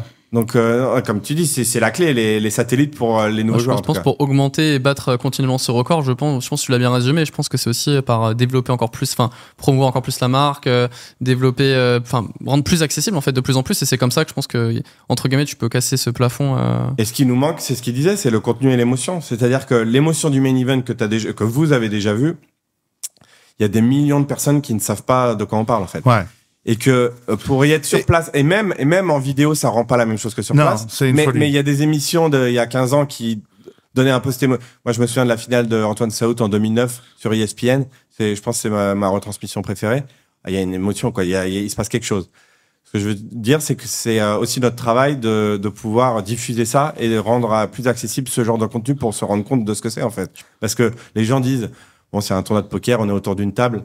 Finalement, c'est pas très excitant, tu vois, à la base. Mais le main event, je veux dire, l'ambiance, l'émotion et les sommes qui sont à gagner, ça en fait quelque chose d'à part, quoi. Et c'est ça je pense que c'est ça notre mission numéro 1, en fait. Moi, je pense que les pros ont un rôle à jouer aussi. Je pense que les pros ont un rôle à jouer dans l'animation, dans ce genre de choses. Je te coupe juste pour plus soir ce que tu dis. Je pense qu'il y a tout un creux de joueurs qu'on a eu ces dernières années, bien moins charismatique, bien moins bankable d'un point de vue média, qu'il y a 10 ou 15 ans. Je me rappelle, quand moi j'arrive dans le poker il y a 15 ans, et je vais parler que pour le français, on va même pas parler des Américains, mais t'avais des Torza, que t'as toujours, mais je veux dire, t'avais des Torza déjà, t'avais des Darcourt, t'avais des Souliers, t'avais des Elki, t'avais des... Alors, ça parlera peut-être moins aux gens, mais à l'époque, c'était des Jean-Jacques Mars, des mecs qui avaient des gueules, des profils, des entrepreneurs, des mecs borderline. Et après, tu te retrouvais avec une génération où quand même 80% des joueurs, c'était des ados, entre guillemets, de 20 balais qui avaient rien fait de leur vie. Mais moi, je peux te dire que pour moi, en tant qu'intervieweur, par exemple... T'as moins de matière, quoi. Ah ben, il y en a plein que j'ai pas pris ou tu les prends une fois et tu les reprends pas parce qu'en fait, il y a rien, quoi. Parce que je pense que la professionnalisation du poker, vraiment, a engendré cet aspect émotionnel de contrôle, etc. Et je pense que c'est l'une des raisons pour laquelle on voit moins les pros. Voilà, on voit la plupart des mecs, ils ont aucune émotion presque. C'est qui le joueur préféré en France? C'est Calamusa. Et Calamusa, pourquoi tout le monde l'aime? Bon, déjà, c'est un super gars, mais Calamusa, ce qu'on a aimé, c'est de voir l'évolution. C'est-à-dire que c'est un des mecs les plus borderline de l'histoire, Calamusa, tout en train de se bourrer la gueule avec des Jéroboam de vodka. Je veux dire, c'est lui qui l'a assumé. Et on finit en mode papa modèle, ultra svelte, en mode, tu vois, vraiment beau gosse ultime. Mais c'est tout le parcours qui le rend comme ça. Si t'as juste le mec svelte et beau gosse d'entrée, c'est bon. Mais il y a un bon exemple, c'est que tu regardes quand le gagnant du main event, au moment où il gagne. Et regarde chaque année, tu vas voir, il y a des années où il y a la réaction, bon, ils sont contents évidemment, mais c'est pas fou. Et t'as des années où t'as l'impression, quoi, il a gagné il pète les plombs. Et les mecs, il enlève le maillot, le t-shirt, tout le monde saute dessus, les strates qui tombent, tu vois ce que je veux dire? D'ailleurs, t'as des images de vainqueurs. Je regardais ce que Sab tournait pour le WSOP l'année dernière. T'as des images de vainqueurs de certains bracelets qui sont bien plus... oui, tu penses à l'Argentin, là. Ouais, c'est fou. Non, mais je pense à l'Argentin. Je pense au mec qui a un peu mon physique, avec une grosse beubare, qui joue le Stranka ou je sais pas quoi. Uniken, voilà, qui prend ses potes, qui renverse la bière, il est en train de péter les plombs de partout. Enfin, sa vie, quoi. Ou même, pour le coup, l'émotion de Negreanu. Oui, oui. Qui est folle, quoi, tu vois. Et qui était... à mon goût, bien plus marquante que certains vainqueurs du main. C'est vrai. Je pense qu'en tant que pro, on a aussi une part de responsabilité là-dessus. En fait, c'est un rôle, notamment quand tu as un gros tournoi, je pense que c'est un rôle que tu dois prendre d'office, c'est communiquer, c'est bon pour tout le monde, en fait. Ouais, mais est-ce que c'est pas un peu aussi opposé à ce que vous vous dites, c'est-à-dire... il faut pas que j'ai d'émotion pour maximiser mon jeu. Non, ça fait quand on écoute les coachs, etc., ils te disent il faut justement être impassible, faut pas que tu tiltes, etc. Donc quelque part tu rentres dans une zone où tu veux ne plus réagir, non? Alors ça, je l'ai vécu, par exemple, et j'ai beaucoup travaillé dessus. Et typiquement, alors chaque profil est différent, mais en l'occurrence pour moi, ce qui s'est passé, c'est que donc quand j'ai gagné le bracelet, etc., j'ai mis une semaine à redescendre, au moins, parce qu'en fait j'ai toute cette gestion canalisation. Et en fait, j'ai compris à Monaco que tout simplement, il fallait que je la dilue. Et à Monaco, j'ai bust. Bon, c'était pas la même émotion, évidemment, pas le même résultat. Genre, vraiment, une demi-heure après, pour moi, c'était passé. Et en fait, il y a ce côté où je pense qu'on n'a pas encore pris conscience qu'il fallait diluer tout ça. Et en fait, c'est être dans la zone, c'est vraiment diluer cette énergie que tu contrôles. Et en fait, ça te permet juste de mieux gérer l'instant présent, le moment présent. Et en fait, si tu arrives à bien l'exprimer, c'est tout bénef pour tout le monde, en fait. Et je pense que c'est une croyance qu'on a de tout vouloir canaliser. En fait, ça marche pas. Je pense que c'est comme quand tu as un problème et que tu le gardes pour toi. Tu te le canalises. Au final, c'est très mauvais parce que je pense que Mais on a cette problématique sur les streamings, en fait. Et c'est amusant parce qu'on nous demande souvent comment vous choisissez la table qui va être streamée. Ouais. Et en fait, ce qu'on se rend compte avec les années, c'est que malheureusement, les joueurs les plus connus sont souvent aussi les plus... les moins bankable. Non, c'est pas bankable, mais qui crée le contenu le plus embêtant et il se passe rien. Ouais. Et franchement, déjà, je le répète, une partie de poker filmée, c'est pas très excitant. C'est chiant. Si en plus t'as des mecs, les gens nous demandent toujours pourquoi vous mettez Negreanu. Parce que Negreanu, c'est Lucchini, quoi. Ouais. Tu sais qu'il va te faire son show. Ouais, bien sûr. Il va te parler avec les joueurs. Il va faire des blagues. C'est que l'ancienne garde. Et alors que t'as des très bons joueurs, on va pas citer de nom, par exemple, Phil Ivey est un bon exemple, qui est peut-être le meilleur joueur de toute l'histoire du poker. Et il va pas ouvrir la bouche, en fait. Et d'ailleurs, il a gagné un bracelet, et c'était chiant comme la mort. Et donc, on a ce problème-là où tu fais du contenu avec une star et c'est regardable, quoi. Faut être honnête. Alors, voilà, ceux qui mettent les capuches, etc. Donc, on essaie de changer ça, mais tu vas pas forcer le caractère des gens ou les forcer à faire le show, quoi. C'est ça le problème. Non, mais je pense que c'est un rôle que, je dis pas tout le monde doit prendre. Mais que non, mais t'en as certains qui doivent prendre. Doivent prendre et assumer. Et je pense d'ailleurs, que c'est toi. Mais si c'est pas ton caractère, tu fais comment? Non, mais si c'est pas ton caractère, c'est une chose. Mais ça, forcément, ce sera pas leur caractère. Saout, c'était le pire joueur possible qui pouvait aller loin dans le main. Dans le sens que, attention, super joueur de poker, mais je veux dire, niveau médiatique, Non, mais en plus, il parlait pas bien anglais à l'époque. Non, mais pas anglais, mais même français. Moi, je l'ai interviewé. Non, mais moi, j'ai interviewé. Ça le fait chier. Ouais. Ça l'intéresse pas. C'est pas son truc. Mais non. Et je pense pourtant que c'était le mec qui aurait dû être champion du monde le premier, quoi. C'est vraiment fait. Voilà. Et puis 2 fois en table finale. Incroyable joueur. Ouais. En termes d'exposition, médiatiquement, bon, je préférais 10 fois un Torza, un Darcourt, un Antonin Tesser. Antonin Tesser, quand il gagne, qui se jette dans la foule, qu'il est en sandales, que Kouchen est en train de faire des filles, enfin, c'est un bordel, le truc. Non, mais voilà, ça fait vibrer, ça passe fait quelque rêver, chose, quoi. quoi. Ouais, voilà. Ou même, regarde, la table finale de Polak. Ouais. Mais tout le monde se souvient. Comment il s'appelle, l'anglais, là, j'ai plus son nom, ou l'américain. Là, avec le chapeau Esp. Ouais, Esp. Il a marqué tout le monde, le gars. Bien sûr. Il était sponsor l'année d'après, je crois. Il avait des marques et tout. Alors que le mec, tu vois, le mec qui finit 4e du main aujourd'hui, entre guillemets, ça peut être un nobody parce que bon, voilà, c'est plus comme avant. Tu vois, il faut plus que juste être en table finale du main pour avoir des sponsors. Ben lui, il en avait l'année d'après parce qu'il a marqué tout le monde. Il était habillé en fluo, il était drôle. Ouais, bien sûr. Le gars, cette année, qui était habillé jusqu'à 10 left ou 9 left en fringue de chasseur, là, qui t'a gagné d'ailleurs une bague, je crois, là. Tout le monde s'en souvient, lui, tu vois, c'est fou, mais ça compte, quoi. Il y a un gars qui était en Marseille aussi, genre, qui avait le débardeur pendant tout le tournoi. Je sais plus. C'est le même. Ça compte dans la com. Et toi, par exemple, t'es hyper médiatique comme gars, mais moi, je sais pourquoi t'es médiatique comme gars, parce que tu sais parler. T'aimes ça, tu sais parler. En fait, rien que ça, déjà, on te demande pas, et on t'a pas demandé de te foutre les cheveux roses ou de jouer le main avec un peignoir fluo, quoi. Parce que je demande pas à aller aux extrêmes, mais avoir des choses à raconter. Et si t'as pas des choses à raconter sur ta vie parce que t'as commencé le poker très jeune, et qu'entre guillemets c'est que ça, au moins avoir une opinion des choses. Tu vois, c'est qu'en plus tu parles des gens, ils ont pas d'opinion, quoi. Et je te demande pas d'opinion sur sinon Israël-Palestine, c'est quoi ton avis, quoi. Tu vois, c'est l'opinion, c'est comment le poker avance. Les mecs, je m'en fous. Mais c'est très drôle parce que on est acteur majeur en tant que joueur professionnel. On est vraiment acteur majeur. Ce qui est très drôle, c'est de voir à quel point on est déconnecté. Alors, globalement, de ce qui se passe, même des news ou des trucs. C'est quand même assez incroyable. Et je pense que c'est un des seuls milieux, d'ailleurs, où je pense que autant le professionnel est autant déconnecté de son milieu, quoi. De son milieu, ouais, bien sûr. Bien sûr. Mais bon, tu vois Negreanu qui donne son avis souvent sur les sujets, ça laisse pas insensible, tu vois. Ouais, mais c'est un des joueurs les plus, c'est le joueur le plus connu au monde. Il se positionne et pour le coup, il se fait beaucoup bâcher sur ce sujet-là. Tu vois ce que je veux dire? Non, mais ça, c'est l'obligation. Ouais. Moi aussi, je me fais bâcher parfois parce que j'ouvre ma gueule. Ce sont tous ceux qui ouvrent leur gueule à un moment donné, mais si t'en as pas, c'est l'enfer. Negreanu, il a un avis très tranché en général. Enfin, il prend vraiment position en général. Après, il laisse, mais c'est quand même assez plus tranché, donc c'est normal qu'il y ait plus. Puis ça crée le débat. Avoir un avis ultra tranché, ça crée un débat. Alors qu'un avis un peu plus modéré, ça peut. Quand c'est trop lisse, ça je pense que c'est un génie de la com. Oui, c'est un génie. C'est pour ça qu'on le met systématiquement en tacle. Et quoi qu'on pense de lui, Yo, pour la France, il a tout compris 5 ans avant tout le monde. Ouais, bien sûr. Et il avait pas forcément des avis très tranchés.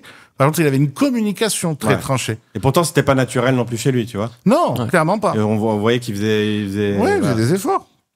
Il faisait des efforts. Et je trouve que. Et là, on commence un petit peu à récupérer des personnages un peu pour la France, en tout cas. Je sais pas pour toi aux États-Unis, mais en France, il y a quelques personnages qu'on récupère. Et quand on voit Yo à quel point, comment il a ramené. Enfin, il a quand même ramené des joueurs, quoi. Mais je pense qu'il a ramené. Et donc, on voit à quel point ça marche, surtout. Et quand tu vois la tonne, moi c'est impressionnant, mais quand les langues se délient, la tonne de joueurs pros, mais aussi amateurs, qui sont venus au poker grâce à lui, on sous-estime trop l'influence. Il a eu une vague, c'est vrai. Moi, je voyais, quand je me suis occupé du recrutement pour les Queen Squad, donc on a eu 250 nanas qui ont postulé, je pense que plus de la moitié ont commencé leur vidéo en disant moi je me suis mis au poker en regardant Yo Viral. Avant c'était Bruel, maintenant c'est Yo, c'est ça? Ouais, c'est ça. Ouais, non, mais c'est ça. C'est une échelle différente, mais ouais. C'est des mecs qui impactent le milieu, quoi. Et je pense que c'est essentiel pour l'avenir du poker, quoi. Tu vois, et comme tu dis, tu parlais de gaming, etc. Mais regarde, le gaming, les gens qui marquent, c'est des gens qui sont atypiques. Ouais. Et il y a 20 ans, celui qui marquait, c'était TLK, parce qu'il était atypique. Ouais, et puis c'était le seul non-coréen, et puis il avait un physique, les cheveux blonds, et c'est vrai qu'il marquait, Ouais, ou alors après, t'es faker, tu gagnes 28 fois LOL, là, c'est autre chose, quoi, c'est une autre ambiance. Mais où t'es ultra performant, donc t'es Phil Ivey, où t'es un personnage. Et parfois, même, tu peux être les deux, ça s'appelle faire Final Moot. Bon, là, je sais pas à quel point c'est. Après, on parle quand même de légende. Là, vraiment, si on parle à moindre échelle, si on a juste plus de joueurs qui font qui prennent ce rôle-là, en fait, ça fait un effet un peu boule de neige. Et je pense qu'on atteint. Et t'as pas besoin, en plus, d'être un joueur exceptionnel. T'as des mecs en France, on parle de créateurs de contenu. Bon, toi et moi, on pense à Mathieu. Ouais, Mathieu. À Monsieur Chauffardet, qu'on embrasse. T'as Mathieu, t'as un mec comme Tabs. Tu vois qui c'est, Tabs? Je crois. Qui s'est lancé sur YouTube. C'est bien ce qu'il fait. Il y a un mec qui est au Canada, j'oublie son nom à chaque fois, c'est une catastrophe, là, qui essaye de faire ses trucs. Rosalie, elle prend la parole, tu vois. Enfin, elle a beaucoup communiqué avant. Enfin, voilà, il y a des choses qui bougent. Adrien, de toute façon, pour moi, sa semi-retraite. Pour moi, toute initiative dans le poker est bonne à prendre. Après, c'est... Enfin, je pars du principe, ça fait toujours du bien pour le poker. Même, par exemple, un bad buzz, ça fait du bien, en fait. Ouais. Il y a eu un truc il y a pas longtemps, j'ai vu des tables retournées, je sais quoi. Ça. Les vidéos. Non, mais c'est chez vous. Au circuit, ouais. Les vues que ça a fait. Non, mais t'as vu les vues que ça a fait? Ah bah oui. Je sais parce qu'en fait, c'est un joueur qui était même pas dans le tournoi. 3 tables left, il est sorti des toilettes et il a été renversé la table. Et c'est un cas qu'on connaît bien. C'est le tournament director, c'était Dennis Jones. Et en fait, tous les jetons ont volé. Et en 2 heures, ils avaient tout réglé. Il y a 2-3 joueurs qui ont râlé parce qu'on est obligé d'estimer les stacks. Et voilà. Mais à 3 tables left. Et d'ailleurs, c'est un Français qui a gagné le tournoi. Tu sais, Ah oui, c'est ok, c'est ce tournoi-là, ok. Ouais. Ok. Et, Lucky French. Mais ça fait partie des cas, comme tu dis, le buzz est énorme. Tout de suite, on vient vers nous en nous demandant des commentaires, etc. Et puis, au début, on est un peu en panique en disant, voilà, est-ce qu'il faut réagir? Et puis, comme tu dis, au final, bon, voilà, c'est pas de notre faute, on va dire. Oui, qu'un jour arrive et qu'il fasse voler une table. Et encore, ça, c'est même pas vraiment du bad buzz. C'est un buzz. Non, mais il a raison, c'est dans des médias traditionnels. Ah, bah oui, bien sûr. Et en fait, c'est tout ce qui. Alors, il y a un truc aussi, c'est que des fois, le poker, il est mal mis en avant dans les médias traditionnels. Mais en fait, limite, c'est pas si important, en fait. Il faut juste que ce soit mis en avant, en fait. Je pensais qu'avant, c'était important d'avoir une bonne news pour le poker. Oui. Et là, regarde un exemple. Ce serait bien qu'il y en ait une de temps. Non, mais je vais donner un exemple. Les clubs qui ont fermé. Ouais. C'est passé dans les médias traditionnels. C'est quand même les clubs de jeu, etc. Ouais. Et ça a été repris, ça a été quand même assisté quand même dans les commentaires. Tu vois les gens en mode ah voilà, etc. Et ça connecte un peu. Et c'est ce truc-là. J'ai un cas parce que moi je viens du monde du sport et on avait un cas d'école que ça date maintenant, mais en fait c'était le cas Festina. Et en fait, l'année Festina, qui était la marque de montre, tu sais, Festina, et qui avait été exclu de Richard Virenque du Tour de France en plein milieu du tour pour triche, parce qu'ils avaient été attrapés pour avec le dopage, etc. Et donc l'équipe avait été virée du Tour de France. Et donc, dans un premier temps, tout le monde était en panique en disant mais c'est une catastrophe pour la marque. On est associé à des tricheurs, tu vois. Et en fait, dans les 6 mois qu'on suivi, ils ont fait des analyses et ils ont regardé les ventes, et ils ont fait des sondages. Et en fait, la notoriété de la marque avait explosé et les ventes aussi. Et en fait, c'est devenu un cas pour dire ok, c'est un mauvais buzz, mais gestion de crise, il n'y a pas de drame. Et au contraire, ça a poussé une des équipes qui finalement était, il y a 20 équipes dans le Tour de France. Oui, c'était passé on a parlé que d'eux, en fait. Ouais. Ça a évolué, ça a énormément évolué. Cette vision du marketing a complètement changé ces dernières années, genre vraiment. Le seul truc, c'est que le seul défaut à ça, c'est que des fois, par contre, tu confonds du coup vouloir faire de l'information et vouloir faire du buzz, tu vois. Parce que moi, là, j'ai sorti une vidéo sur le poker associatif, là, c'est un peu la crise, tout ça, et c'était le président de la Fédération française de poker amateur qui m'avait demandé de faire ça. Et on m'avait envoyé un commentaire d'un abruti fini qui s'appelle Laurent, qui mettait tiens, c'est tiens, il y a un buzz à faire, donc il le fait, c'est pour faire des vues, tu vois, pour gagner de l'argent en faisant des vues. Bon, alors déjà c'est un abruti parce que tu ne fais pas d'argent en faisant des vues, Laurent, essaye de trouver ton cerveau. Ou alors des milliards, mais bon. Ouais, voilà, essaye de trouver ton cerveau s'il te plaît. Et 2, ben non, c'était pas pour du buzz, c'était pour rendre service au poker associatif. Donc tu dis ok, donc bon, alors oui, c'est un abruti, mais en plus, il confond tout. Et ça doit pas être le seul, tu vois, qui confond ça. C'est-à-dire qu'au bout d'un moment, la notion de buzz, elle couvre tout. C'est-à-dire que même quand tu dis, ben non, là, c'est vraiment pour essayer de sortir ça, d'aider le poker associatif et d'ouvrir le débat. Ah ouais, mais c'est du buzz. Donc. C'est genre, j'ai payé le mec pour aller renverser la table. Ouais, c'est ça, voilà, c'est ça. Tu fais, mais non, enfin, réfléchis, quoi, tu vois. Petite pause? Pause café. Bon, et tu nous as ramené des cadeaux? Des trophées. La bague? La bague, c'est ce qui fait les WSOP un peu différents, c'est que quand tu gagnes, c'est bien de garder un trophée qui reste un peu pour toujours. Donc la bague, ouais, incroyable. Moi, pas discrète. Donc pour info, c'est la société qui fabrique les bagues que tu vois, NBA, NFL, où ils se font des bagues de champions. Mais c'est le même fabricant, Just Sense. Bon, moi j'aime les bagues, hein, mais ouais, c'est pas discret. Non, mais on s'en fout que ce soit pas discret. Regarde ma bague à côté non plus, elle est pas discrète. C'est une bague de champion. En Oma, t'as eu la vision? T'as pas de bague, toi? C'est annoncé, non. Non. De toute façon, cet été à Vegas, je fais que les. Je fais une putain de performance. C'est mes premiers. Ah non, les deuxièmes WSOPC. J'en ai joué à Cannes l'année dernière. T'as aimé jouer de circuit? J'avais joué, ouais. Excuse-moi, hein, c'est peut-être un peu trop. Non. J'ai eu l'occasion. Et ça, tu l'as par contre? Oui. Ça, vous l'avez? Ça... Un bracelet de champion du monde, ouais. Comment t'expliques que ça fasse fantasmer tout le monde? Pour moi, je l'explique par un mot, c'est l'histoire, en fait.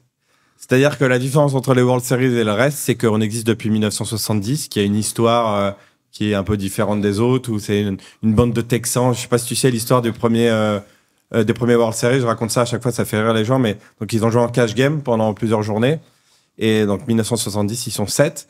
Et à la fin, ils devaient élire le meilleur joueur du monde. Donc ils devaient voter. Donc ils ont voté, sauf que chacun a voté pour soi-même. Ouais. Donc premier tour, pas de gagnant. Donc ils ont dit on refait un vote, mais ce coup-ci on doit voter pour quelqu'un d'autre.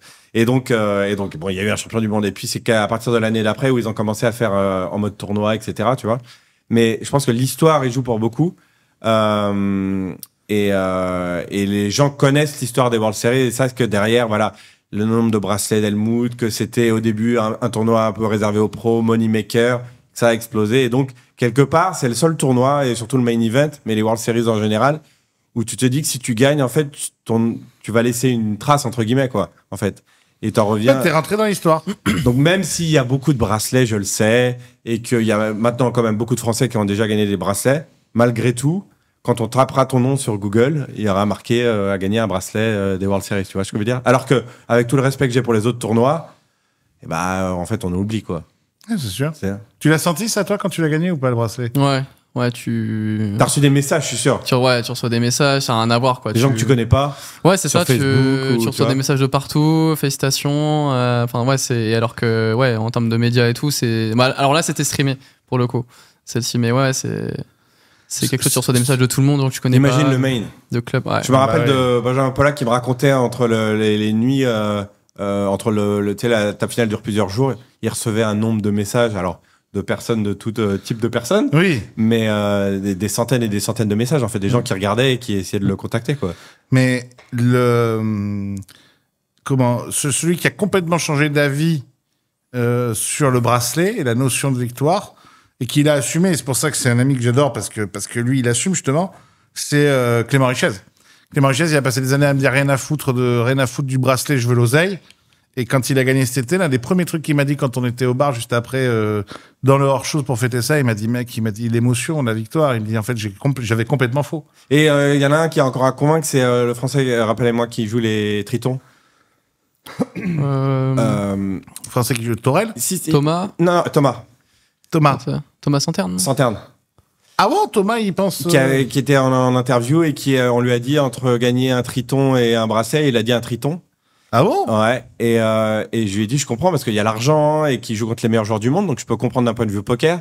Mais tu vois qu'il a pas l'historique d'avoir joué les WSOP et de ressentir ce que c'est que le main event, etc. Ah mais oui, il a jamais joué les WSOP. Tu vois ce que je veux dire? Oui. Donc forcément... Mais il jouera pas cette année non plus. Mais j'ai essayé de le convaincre, tu vois. Mais il faut qu'il vienne pour se rendre compte, en fait, de la différence. Oui, je pense qu'il doit faire sa propre expérience, quoi. Ouais. Je crois qu'il peut pas venir. Je sais plus ce qu'il m'a dit. On en a parlé il y a pas longtemps. Je sais plus ce qu'il m'a dit. J'ai oublié. Je crois qu'il peut pas venir. Je crois. J'ai bien dit. Désolé Thomas si je dis une bêtise. Comment on... Enfin, c'est quoi la problématique quand on a un produit comme ça justement très marqué? Moi, je me rappelle d'une chose. Je me rappelle que les bagues au début, on t'a bien chié dessus. En tout cas sur les WSOP, quoi. Pour être poli. Alors qu'aujourd'hui, moi, je sais qu'il y a plein de gens, et moi le premier.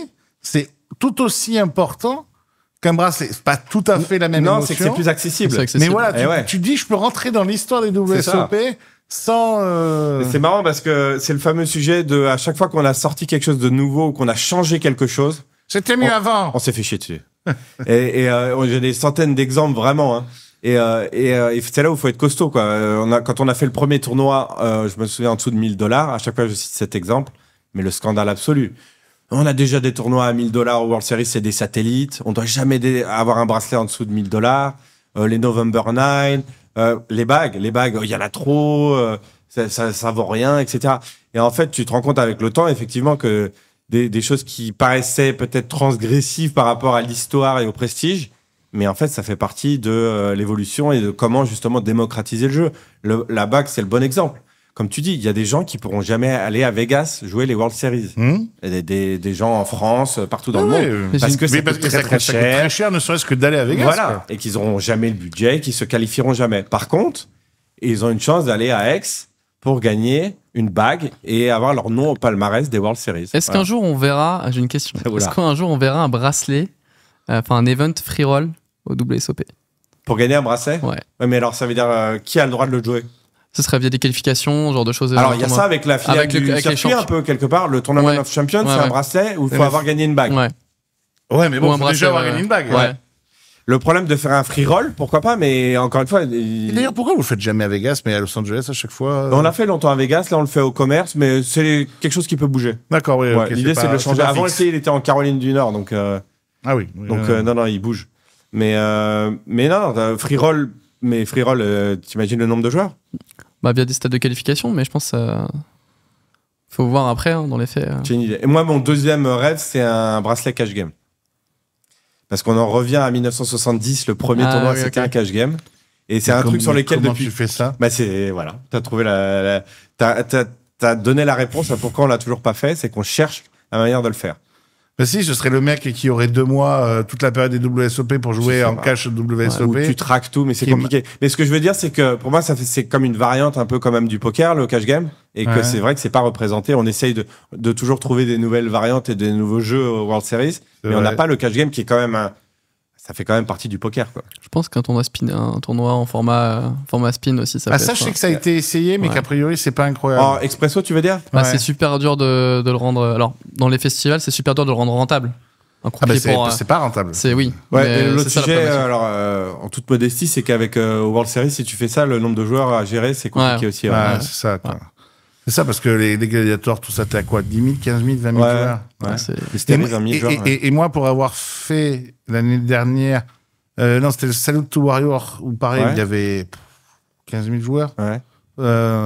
L'organisation, les gars, je sais pas comment vous faites. Parce que, tu vois, j'ai fait 2 fois la bulle au WSOP ou 2 fois j'ai fait ITM. Ce qui d'ailleurs te montre à quel point les WSOP, dans la mémoire, je pense, des gens qui aiment le poker, c'est important.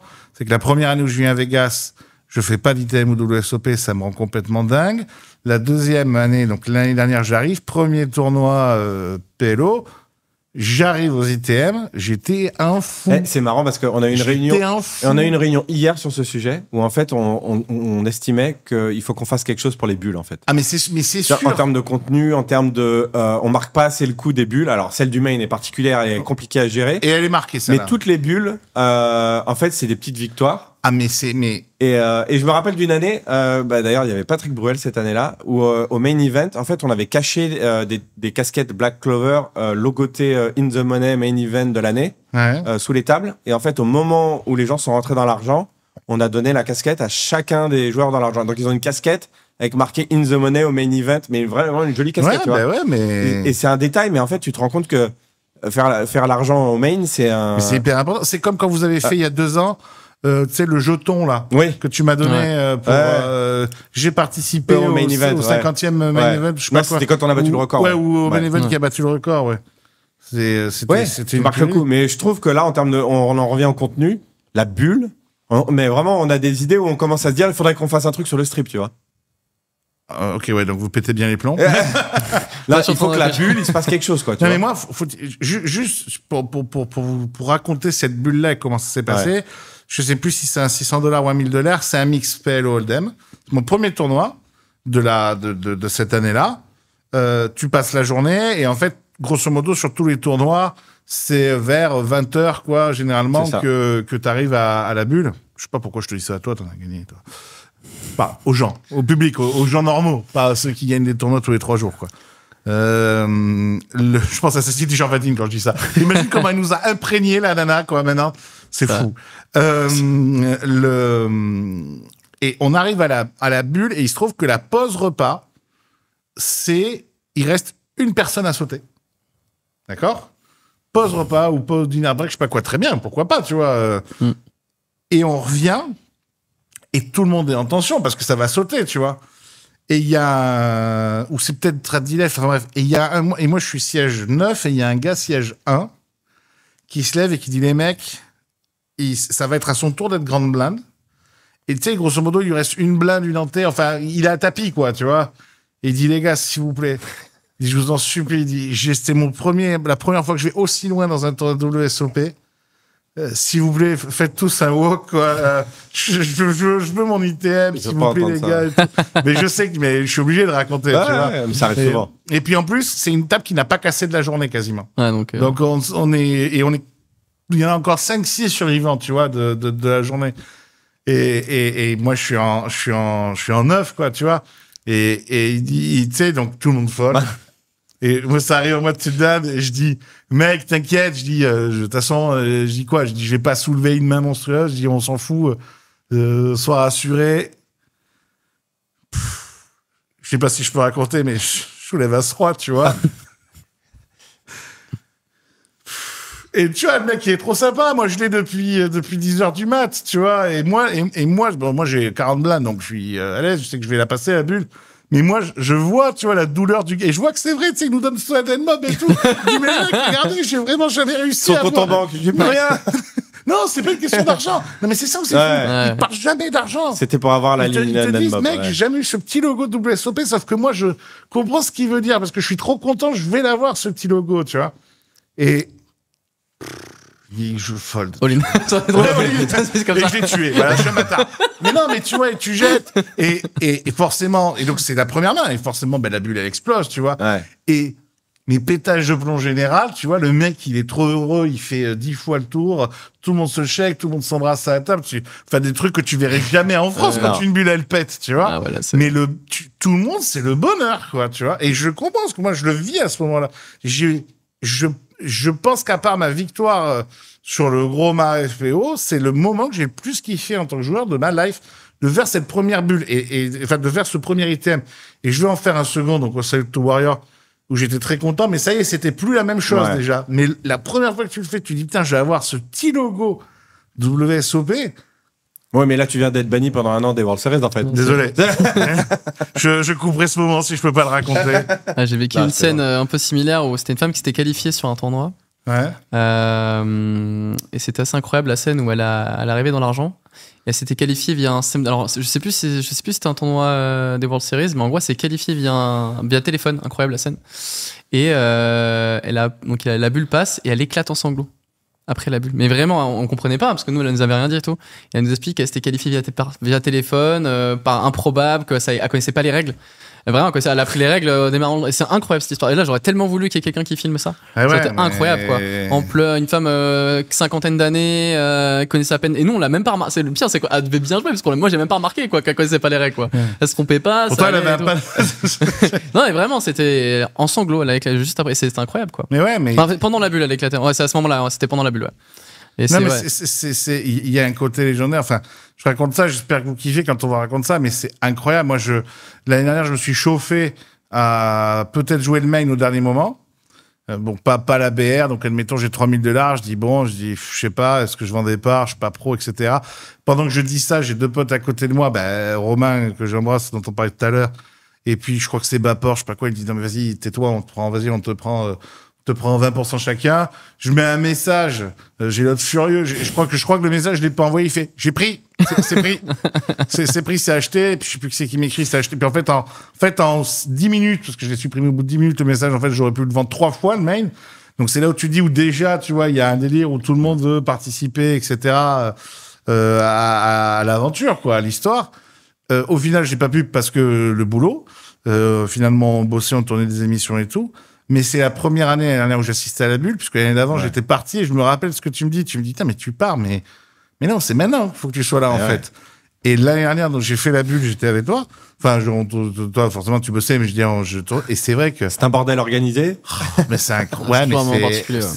Ah, c'est les meilleures photos, les meilleurs moments des World Series, c'est la bulle du main. Incroyable. Mais c'est amusant, tu parlais de tes copains, le stacking, etc. Et on parlait de comment développer le poker. Ouais. Le stacking, c'est un truc, bon, en France, c'est un petit peu tabou. Je veux dire officiellement. Le problème, c'est qu'à chaque fois que ça a été développé, le stacking, ça a été mal développé. Ouais, mais je pense que c'est clairement, dans le monde même, une piste de développement du poker. C'est-à-dire que autant c'est difficile d'impliquer, de créer, d'éduquer des nouveaux joueurs, si quelqu'un aime pas trop les jeux de cartes, etc., tu vas pas en faire un joueur de poker. Autant c'est vraiment facile pour quelqu'un qui veut jouer le main event ou d'aller à Vegas, de dire à ses proches, pourquoi vous ne passez pas chacun 100, 200, 500 selon les moyens de chacun? Ce serait incroyable de pouvoir faire ça. Pour une partie de mon tournoi. Et là, c'est sûr à 100% que tu vas récupérer des nouveaux joueurs. Ouais. Parce qu'en fait, des gens qui n'ont pas les moyens, pense à un club associatif. Et on sait qu'il y a des milliers, je rigole pas, des milliers de joueurs aux États-Unis qui font des parties privées entre eux. Et en fait, ils se font leur petit truc en interne. Le gagnant vient jouer le main event pour tout le monde, en fait. Mais on le sait, ça existe.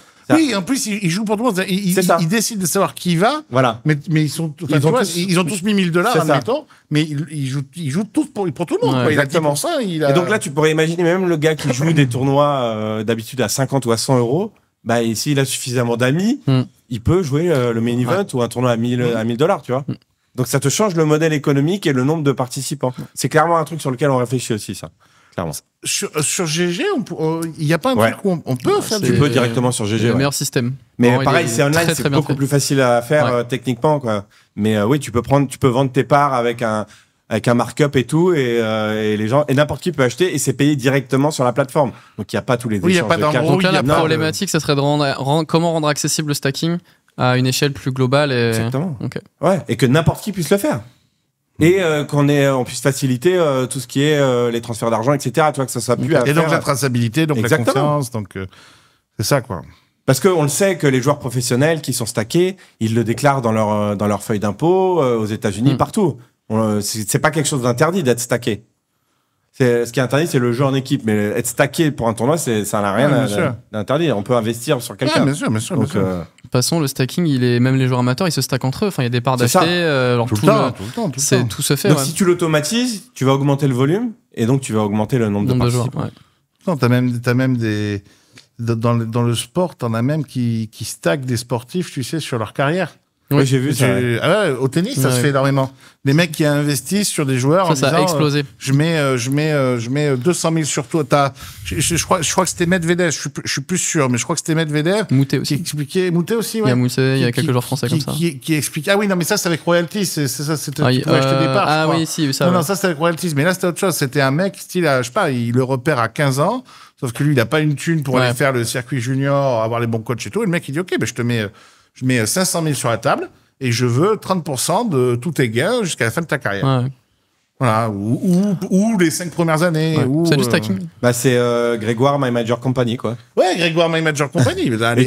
Les mecs, ils ont fait 10 fois leur mise, je crois, à l'époque. Bon, d'ailleurs, c'était le seul, pour le coup, je crois, où ils ont gagné de l'argent, mais au moins, ils en ont vraiment gagné, quoi. Mais bon, ça te montre que c'est un truc intéressant. Et pour le main, pareil. La carotte au bout est incroyable, donc... Ouais, bien sûr, tu m'étonnes. Comment le rendre accessible? Bon, toi, tu vis au Mexique? Oui. Vamos à la playa. Toi, tu vis aux États-Unis? Ouais. Moi, je suis dans une réflexion, vous savez tous les deux, parce qu'on est amis, que j'ai très envie de me barrer de ce pays qui est la France, pour tout un tas de raisons, qui ne sont pas que fiscales. Hein. J'aimerais aussi pouvoir sortir dans la rue sans avoir l'impression qu'on va se faire agresser tous les 3 mètres. Ça vous a appris quoi de vivre à l'étranger et finalement longtemps ou tôt? Toi, longtemps, ça fait longtemps que tu es à l'étranger. 11 ans, ouais. Toi, tôt, parce que tu n'as même pas 30 ans et je sais pas combien ça fait d'années. Ça fait 11 ans que tu es 7 ans à Malte et 8 ans à Malte. Et non, mec, ça fait moins. Si, pas Malte 2015. Bon. Ouais, c'est ça, 10 ans, ça va faire 10 ans. Ouais, ça fait 10 ans. Qu'est-ce que ça vous a appris de vivre à l'étranger? L'ouverture d'esprit. Ouais. L'ouverture d'esprit, la tolérance, déjà dans un premier temps. Ouais, mais ça veut dire quoi? Parce que tu vois, par exemple, tu dis l'ouverture d'esprit et la tolérance, mais moi, quand j'ai des gens qui sont à l'étranger, qui vivent à l'étranger et qui reviennent en France, pour les vacances ou quoi, dès qu'ils sont en France, ils font c'est pas possible. On peut... Ça, c'est vraiment le début d'expatriation. Je pensais vraiment à 20 ans, tu connais rien de la vie, donc tu arrives dans un pays, tu commences à apprendre l'anglais pour t'intégrer. Il y a plein de notions qu'en fait, si j'étais resté en France, je ne serais pas autant développé, je me serais pas autant ouvert l'esprit. Donc ça, c'est la première étape, je pense.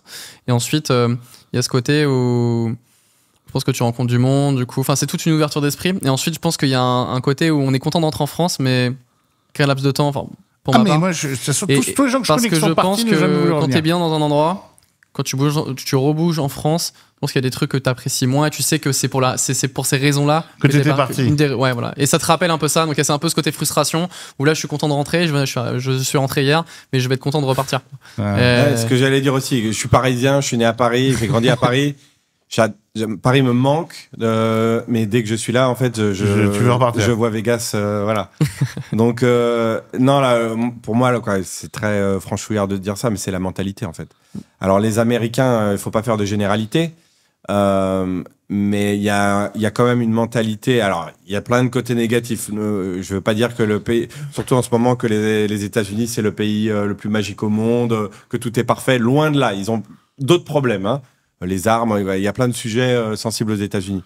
Mais il y a un truc qu'on peut pas leur enlever. D'abord, c'est la mentalité. C'est-à-dire que c'est un endroit où, malgré tout, je trouve que c'est plutôt l'ambiance est positive, en fait. Oui. C'est-à-dire que l'ambiance est patriote et positive. Ouais, je veux dire, dans l'entrepreneuriat, dans le sport, à l'école, il y a plein. Et quand tu croises des gens, il y a un côté qui est un peu hypocrite. Mais non, plutôt feel good quand même, je trouve. Voilà, tu te sens bien en fait. Ouais. Et les gens sont sympas et l'ambiance est bonne. Alors moi j'habite à Las Vegas, c'est peut-être pas non plus le cas. J'habite pas à New York, tu vois. Ouais. Mais moi pour le coup j'ai des potes qui vivent à New York et qui me disent que mais il y a cette idée de. En fait t'as ce côté excitant où tu te dis je peux avoir de l'ambition, je peux réussir, je peux essayer les choses. Alors qu'en France t'as l'impression que tu vas jamais y arriver en fait. Mais tout est fait pour que tu y arrives. Ouais, on te met dans les meilleures dispositions. Ouais, c'est ça. Tout est fait pour que la mentalité autour de toi. Et puis, alors, le dernier truc, moi, je vois souvent et j'écoute souvent des podcasts, etc. C'est justement cette haine en France qu'on a de l'argent et de la réussite. C'est quand même un sujet qui revient toujours et que les Américains et de nous-mêmes, tant qu'à faire. On a les trois, je trouve, nous. Que les Américains ne comprennent pas, parce qu'en fait, aux États-Unis, les businessmen qui réussissent, ce sont des superstars, en fait. Bon, Elon Ou des Musk présidents. est un cas à part, mais voilà. Ou des présidents. Ce sont des gens qui sont enviés. Bah oui. En France, on va pas citer de nom, mais quand tu es un PDG d'une énorme entreprise et que tu fais un carton, on dit tout de suite, lui, il a fait des trucs, des machins. Ouais. Mais est-ce que c'est pas parce qu'on a des signes, on a des perceptions, des signes de la réussite qui sont un peu différents en France? Alors, il y a une partie de mentalité, mais est-ce que c'est pas ce côté où on assimile la réussite à la famille ou à peut-être d'autres domaines qui font que on est. Il y a un côté jaloux quand même. Et l'argent, quoi. Ça, on en revient à l'argent. C'est-à-dire qu'aux États-Unis, l'argent, c'est quand même un objectif, alors qu'en France, c'est un tabou. Donc, on peut pas montrer qu'on a de l'argent en France. C'est dangereux et c'est mal vu. C'est pour ça que le poker, historiquement, c'est pas l'argent. On n'est pas à l'aise. On donne pas ses salaires publiquement. Ça ne se fait pas. Aux États-Unis, c'est un vrai tabou. Il y a pas un sport. Je me rappelle d'avoir vu une interview où on disait la France est le seul pays où au cinéma on compte en nombre d'entrées et pas en revenus. Dans tous les autres pays du monde, quand tu classes les films au cinéma, c'est recettes d'argent. En France, c'est le nombre d'entrées. C'est le seul pays. Ouais. Ça te montre juste qu'on a un problème, le rapport à l'argent en fait. Et aux États-Unis, les salaires de tous les sportifs, c'est public. Ici, t'as l'impression, il faut surtout pas dire combien il gagne, sinon il va se prendre. Mais d'où ça vient, ça, en fait? J'essaie de savoir quand est-ce qu'on a eu ce... Je cherche pas. Mitterrand, 81. Okay. Non, mais c'est sûr. Non, mais c'est culturel aussi. Non, je pense pas. Je pense que les années 70 et tout, c'était pas ça. Les années 70, tout ça, je pense vraiment que c'est Mitterrand qui a tout niqué. Et je pense qu'il y a un truc aussi, c'est que il y a un côté. Alors, je parle pour les États-Unis, mais même ailleurs, moi, je vois ce que les gens m'expliquent. Tu vois. Moi, j'ai envie de partir parce que j'ai vraiment maintenant la plupart de mes amis sont partis. Et là, on parle pas de bord politique. J'ai des amis qui sont de droite, des amis de gauche. Ils sont tous partis. Il y en a aucun qui veut revenir. Et c'est pas pour partir aux États-Unis. J'en ai qui sont au Cambodge, j'en ai qui sont en Thaïlande, j'en ai qui sont au Canada, j'en ai qui sont en Italie, j'en ai qui sont en Amérique du Sud, aux États-Unis. Et à chaque fois que les gens partent, ils ne veulent jamais revenir. Voilà. Et le dernier cas où vraiment je me suis dit, OK, stop, là je me casse, en plus de tout ce qui se passe en France, c'est que j'ai une nana qui était vraiment en mode, mais non, mais la France c'est trop bien, et puis socialisme et couilles, tout ce que tu veux là, qui m'a dit non mais je pars 6 mois au Québec, mais vraiment je reviens parce que je suis... Et voilà, bon là ça fait 3 ans qu'elle y est, elle m'a dit non je reviendrai pas en fait, voilà. Et personne ne veut revenir dans ce putain de pays, quoi. Et je pense que c'est parce que petit un déjà, on s'aime, moi je suis très admiratif du côté patriote des Américains. Les mecs ils aiment leur pays, ils veulent que leur pays réussisse. Donc, si tu veux que ton pays réussisse, ça passe par ta réussite. Tu fais réussir ton pays, tu réussis toi pour que ton pays réussisse. Nous, si tu mets un drapeau français, t'es nazi. Donc, bon, ça va être compliqué de... Alors, à partir de là, il y a que quand il y a du foot. C'est vrai que ça, c'est... Ben ouais, non, mais ça, c'est une folie. Ouais. C'est une folie. Moi, j'ai des potes, alors tu me confirmeras ou pas, moi, j'ai des potes qui m'expliquent un drapeau américain par terre, parce que je sais pas, il s'est décroché d'une maison ou quoi. Le mec arrive, il le raccroche. Tout le temps au golf. En fait, j'ai joué à une partie de golf le 4 juillet, et en fait, tous les drapeaux étaient les drapeaux américains. Et en fait, tu sais, au golf, quand t'arrives sur le green, le drapeau, normalement, tu le poses au sol. Ouais. Et en fait, sur chacun des trous, ils avaient mis un socle pour pas que le drapeau touche le sol. Ouais. Et en fait, j'ai dit, mais c'est quoi ça? Il me dit, le drapeau américain, il peut pas toucher le sol. Ouais. Je dis, ah d'accord. Mais c'est ça. Et comme tu dis, hein, les États-Unis, c'est loin d'être parfait parce que les armes, parce que plein de choses. Mais voilà, il y a quand même ce côté réussite-là. Et ce côté d'argent, comme tu dis, il y a jalousie, mais il y a aussi... on n'apprend pas aux gens en France, en tout cas, l'esprit d'entreprendre. Ouais. Est-ce que ça va pas de l'école, ça, directement? Mais bien, mais c'est quoi? Je vais finir par dire... Entreprendre, si, mais le succès... Non, même pas. Il y a des entrepreneurs français, quand même. Mais attends, combien comparé à ce qu'on devrait être? Surtout qu'à chaque fois qu'on entend des entrepreneurs, ils nous parlent, on est vraiment au top, dans plein ça et ça. Et au final, ils partent tous. Enfin, en fait, c'est vraiment ce qui se passe à chaque fois que j'entends. D'ailleurs, il y a un bon exemple, c'est l'émission Qui veut être mon associé en France. Donc, qui s'appelle Shark Tank aux États-Unis, qui est une. Ils ont l'air d'ailleurs de pas payer en France. Et alors, alors, ce qui est très, très amusant, c'est que la version française est très, très, très, très bienveillante. C'est-à-dire que moi, je regarde Shark Tank depuis très longtemps. Et en fait, Shark Tank est connu pour les clashs. C'est-à-dire que les mecs disent aux entrepreneurs, c'est à chier. C'est pourri ton truc. Oublie, change de métier et fais autre chose. Il y a peut-être un cas par saison en France où ils le font, mais tu le vois qu'ils disent, c'est bien, continue, peut-être essayer de te réinventer, mais tu vois qu'ils essaient d'être bienveillants. C'est vachement bien ta boisson, mais ce que tu devrais faire, c'est des vêtements. mais sinon, c'est une bonne idée. Vois, et c'est vrai que j'avais posé la question, je crois, à des gens de la production, etc., et on m'avait dit, on peut pas, à une heure de grande écoute française, dire à un mec, non, mais c'est nul ce que tu fais là, c'est pas comme ça qu'on fait du business, etc. Ouais. Et tu regardes les deux émissions, ça n'a rien à voir, en fait. Mais en même temps, tu regardes Gordon Ramsay. Oui, versus Philippe Etchebest. Tout le monde te dit, ouais, Philippe Etchebest, c'est chaud. Violent. Regarde Ramsay quand il lui jette des assiettes dans la gueule, quoi. Tu vois, tu dis, c'est une autre ambiance, quoi. Et moi, je pense qu'on manque de ça. Je pense qu'on manque d'esprit d'entrepreneur. Mais pareil, quand tu dis que t'es joueur de poker, si tu dis ça aux États-Unis, les mecs vont dire, c'est cool, tape à 5, comment c'est Vegas, raconte-moi. Amazing.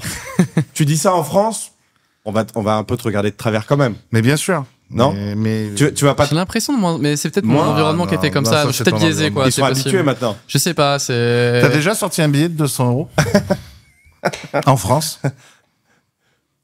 pour payer un resto. Non. Ben voilà, vas-y. Je pense pas. Fais-le. Moi, les 5 dernières fois, j'ai sorti un billet de 200 balles parce que j'avais joué aux machines. À Namur, souvent, ils payent beaucoup avec des billets de 200 quand tu fais des. Ah ben là, quoi? Ils te le prennent pas ou? Avec modération. Ah oui, je joue aux machines avec modération.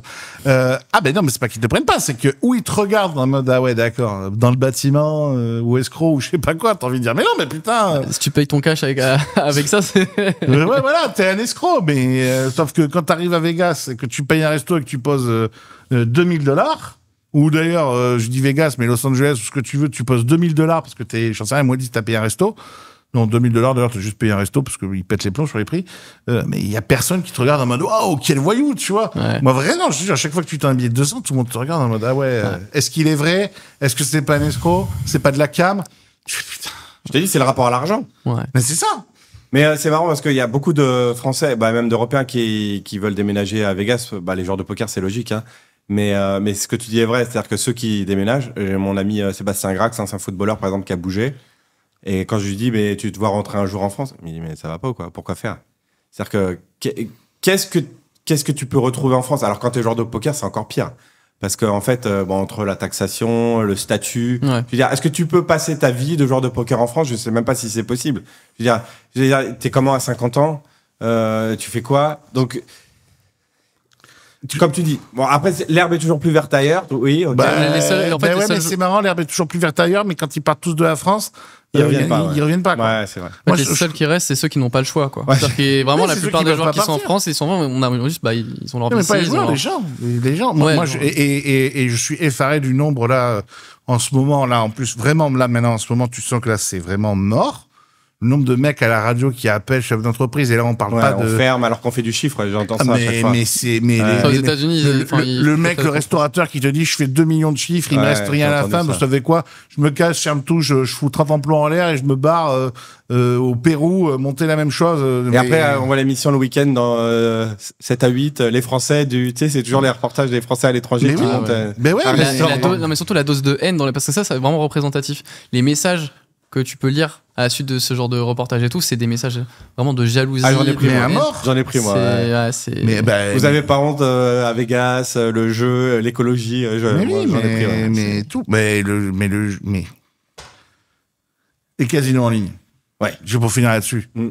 Tout le monde est comme des fous partout quand ça sort en disant wow, c'est super, c'est bien, etc. Moi, on est en train de m'expliquer en France, ah ouais, mais attends, C'est pas moral. c'est pas moral. Est-ce que tu sais combien il y a de casinos en France? Les gens jouent, ouais, 250, c'est ça 200. 200. Tu sais combien il y a de casinos en Italie? Ouais, 4. Non, mais c'est là où je veux te dire, les gens, c'est toujours dans la critique, la morale du truc, j'ai envie de dire, mais putain, mais ferme ta gueule, laissez les gens jouer. Ouais, mais tu sais, il y en a, ils ont détruit leur vie. Ben oui, mais et alors, putain, t'en auras toujours des mauvais exemples, mais t'as aussi ceux qui peuvent jouer en se marrant, t'as aussi ceux qui peuvent être raisonnables, t'as des gens qui fument une clope par semaine et t'as des gens qui fument 2 paquets par jour. Ça, c'est pareil, c'est culturel le jeu en France. Spoiler, à un moment donné, si je C'est continue à que- fumer 2 paquets par jour, j'aurai un cancer. Ben à un moment donné, Ouais. faites pas chier, quoi. C'est que c'est tabou aussi.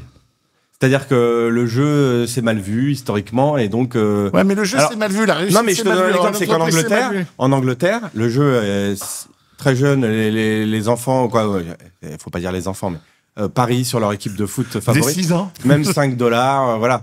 Et en fait, tu te rends compte qu'en faisant ça, il y a moins le côté tabou. Il y a plus, ils Ouais. font plus attention et quand ils arrivent à l'âge, voilà, ils sont pas, il y a moins d'addicts en fait dans ces pays-là qu'en France. Parce qu'il y a une éducation Ouais. sur ça, ben oui. Au lieu de dire c'est interdit, faites attention, tu vois, t'arrives à. Il n'y a pas d'éducation. Ouais. Ouais, c'est ça. Ouais. Et tu te retrouves avec 300 000 mecs qui jouent sur je sais pas quel site obscur à la con. En France, c'est de la Quand ils- folie. Hein. Ouais. C'est le nom des- Mais c'est une folie. C'est incroyable. Ouais. C'est une Parce folie. que quand on veut, on trouve, ouais. Mais bien sûr, mais tu C'est- n'empêcheras jamais un joueur de jouer. Ouais. Voilà. Tu peux éduquer ton joueur. Ça passe par. Ça passe par une Et à bonne tout âge, je pense en éducation. vrai. Je pense vraiment à tout âge. Et je pense que le système d'ailleurs éducatif français est sûrement un des pires au monde d'ailleurs. Surtout que là que je me balade un peu et que je commence à voir et maintenant que je prends l'avion, waouh, c'est. Toi, tu veux vraiment partir, hein, là, ça y est. Ah oui, moi c'est foutu, moi c'est fini. Ah non, moi c'est non mais c'est trop. Viens au c'est Mexique. trop, c'est trop. Ben merci beaucoup les gars, on a fait une belle émission. Mon Merci. Greg, Merci. on se voit à Vegas. On se voit à Vegas, avec plaisir. On se voit à Vegas pendant un bon mois et demi. Bah, t'es le bienvenu. Bah, t'es un amour. Nous aussi d'ailleurs du coup parce que tu Oui. vas avoir ton média, Mediacards. Exactement. Une Marseillaise quand même, peut-être 2. Deux. Bracelets. Je m'en fous, je gagnais un bracelet PLO cet été.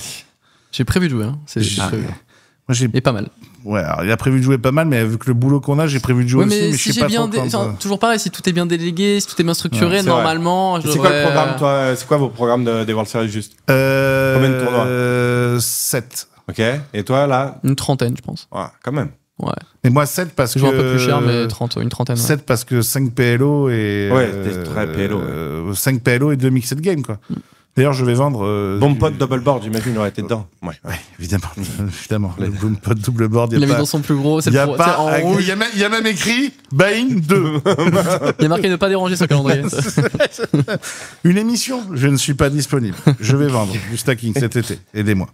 Merci beaucoup. Avec la petite chire. Avec un petit lien, ouais. Le rib en bas. Merci beaucoup, les gars. Merci. Je vous embrasse. Merci à vous de nous avoir suivis. On se retrouve très vite pour un nouvel épisode de nos bluffs. Prenez soin de vous. Ciao, ciao, ciao. Ciao.